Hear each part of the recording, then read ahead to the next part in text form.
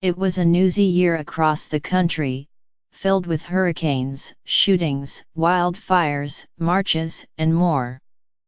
National correspondents for the New York Times wrote about these events as well as other stories about families and communities grappling with opioid addiction, the federal government's crackdown on illegal immigration, and on teenagers celebrating prom night. As 2017 nears its close, we checked back in with some of the people we talked to over the past year who stuck with us long after the stories ran _________ after two of his adult children died of drug overdoses.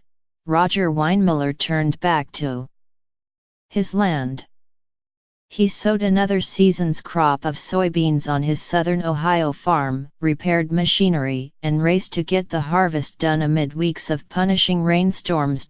But grief has shadowed him at every furrow and turn, he said, still as sharp and raw as when his daughter, Heather Himes, and his son Eugene died several months apart after long struggles with heroin addiction. There's no medicines that can cure this, Mr. Weinmiller, 61, said. You just find ways to cope with it and go on with life. There's no other choice. He has tried to balance caring for himself and looking after his sole surviving son, Roger Weinmiller Jr., who is battling the addictions that killed his siblings. Last March, they and fellow farmers and neighbors around Blanchester, Ohio, told us the story of how opioid abuse had ransacked their rural community.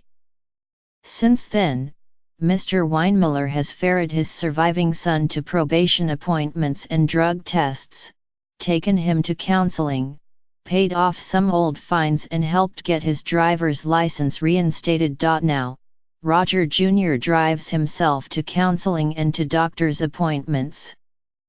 He talks excitedly about becoming a drug counselor himself, and has his eyes trained on January 5, his one-year anniversary sober. Phenomenal, he said. It's the benchmark. He found a temporary job packaging croutons and salad dressings for pre-made meals, but the work comes in unpredictable spurts. He still lives with his father on the family farm, in his childhood bedroom, and they have clashed at times over their shared and separate pain. Mr. Weinmiller said he was proud of his son's progress, but seeing his two other children falter during recovery and slip back into drug use has made him wary and mistrustful. When gas money gets spent quickly, Mr. Weinmiller said he found himself prodding his son about where it all went. I don't necessarily believe him all the time, he said. He has tried to address his own grief, but one therapist moved away and another seemed to do little else than listen, he said. He has gone through depressions that seemed to darken and ease almost with the seasons. What some people fail to understand, Mr. Weinmiller said, is that even as months pass, the loss and grief are always there. I miss my kids, he said. Yes, I am very grateful for Roger still being here and still being sober and doing what he's doing. I'm very blessed. But I just feel so empty. Jack Healy _________ Before the sun had risen on a cold December morning, Hervé Cruz stood in his Harlem apartment slicing apples and cucumbers for his 3- and 5-year-old daughters, Anna and Sarah, while the girls sat on the couch, spellbound by cartoons. As the 2016 presidential election approached, Mr. Cruz and his wife, Rachel McCormick, had made a pact, which we wrote about in January. If Trump won, they would move to Mexico, where Mr. Cruz was born. But so far, the couple has delayed following through. The pressure that prompted their agreement has not let up, it's only increased.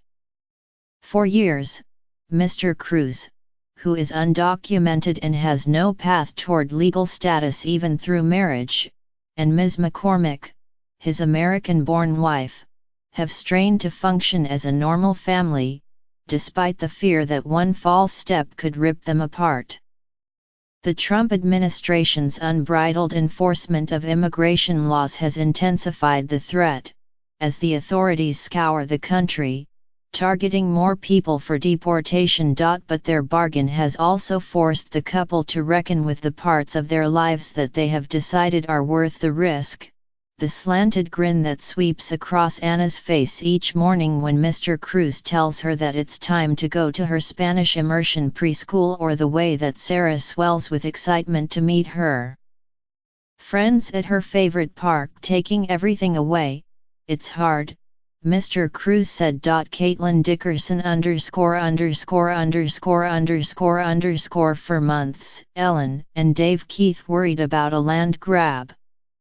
City officials in Charlestown, IND, population 8,100, seemed determined, the Keiths said, to get rid of them and everyone else in their neighborhood so that a developer could build something fancier.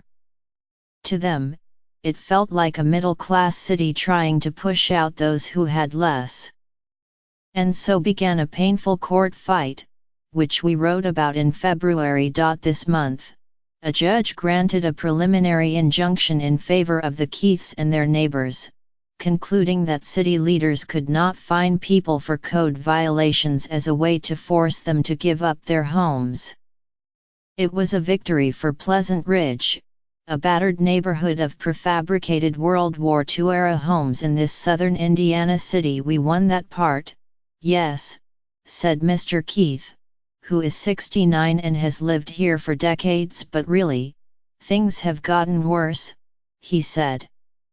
What we've found out is that there are quite a few people around here who want Pleasant Ridge gone.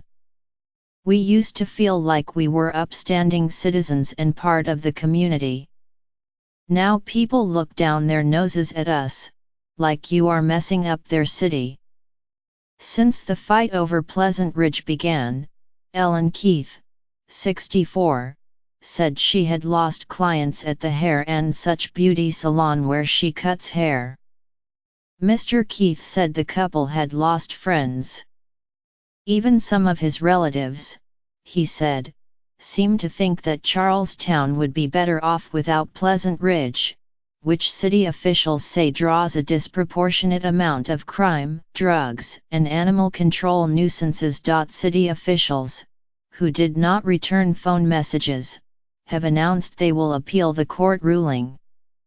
But even as the debate has played out, Pleasant Ridge has emptied, people sold their homes and moved away. The neighborhood really looks sad now, Ms. Keith said. There are lots of boarded-up places. It has done something for the people who are left though. Our little community? We are bonded like glue. Monica Davy _________. This was it. Trevayon Allen decided as a golden crown was placed on his head one evening in May, when we covered the shimmering, joyful height of his high school experience, his prom. Now it was time to get out of Flint, Michigan. Mr. Allen had applied to a college in North Carolina, 600 miles away, and received an acceptance letter.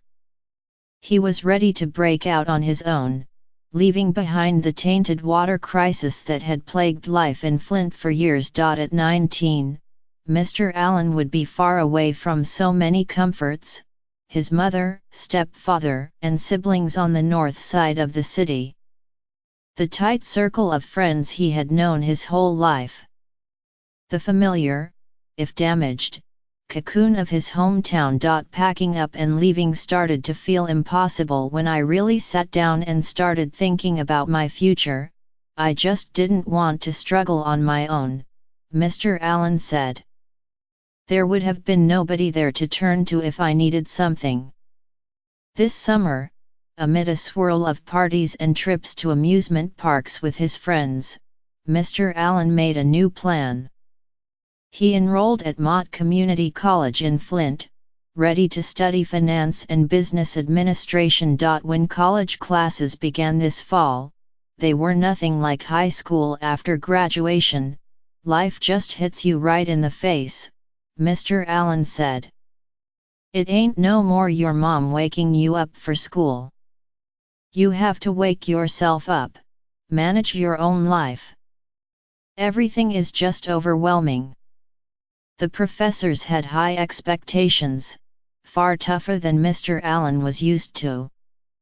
They expected him to arrive in class on time, turn in assignments without delay, keep up with the reading. He struggled at first. But then he fell into a new rhythm of life: get his college work done, go to church on Sunday, teach dance classes on the weekends. A circle of friends gave him encouragement, group texting daily and checking in on one another. He is lining up goals for 2018. He wants to start a local non-profit devoted to the arts, to help Flint kids like himself. The drinking water at his family's house should be better by now. The city installed new pipes this year at Trevelyan's home, one of the more than 5,000 residences to receive new service lines. The family is still using bottled water, wary of promises from city officials that the water is fine. I don't want to see Flint fail, Mr. Allen said. I still have hope for Flint. When I get older, I plan on moving, but I'll always come back and support Flint. Everything about it, all the cracks and the bruises and the messed up water. It's home. Julie Bossman.